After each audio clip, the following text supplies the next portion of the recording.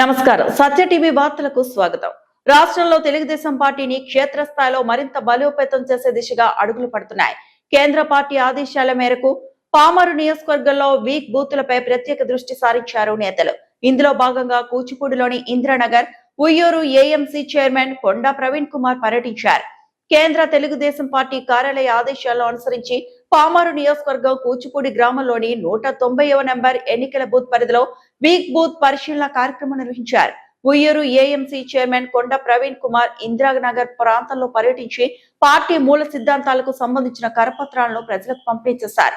ఈ సందర్భంగా ఆయన మాట్లాడుతూ పార్టీ వ్యవస్థాపక అధ్యక్షుడు స్వర్గీయ నందమూరి తారక రామారావు గారు నమ్మిన సమాజమే దేవాలయం, ప్రజలే దేవుళ్ళు అనే నినాదాన్ని సార్థకం చేసే దిశగా కూటమి ప్రభుత్వం అడుగులు వేస్తోందని అన్నారు.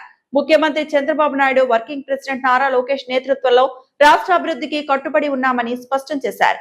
ప్రధానంగా రాష్ట్రంలో బలహీన వర్గాల ఆర్థిక ప్రయోజనాలను కాపాడటమే ధ్యేయంగా ప్రభుత్వం పనిచేస్తుందని ప్రవీణ్ కుమార్ పేర్కొన్నారు.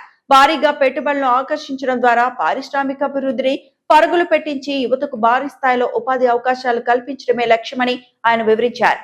విజన్ 2047 లక్ష్యాన్ని సాకారం చేసేందుకు తెలుగుదేశం శ్రేణులు ప్రతి ఒక్కరూ సైనికుల్లా పనిచేయాలని ఆయన పిలుపునిచ్చారు.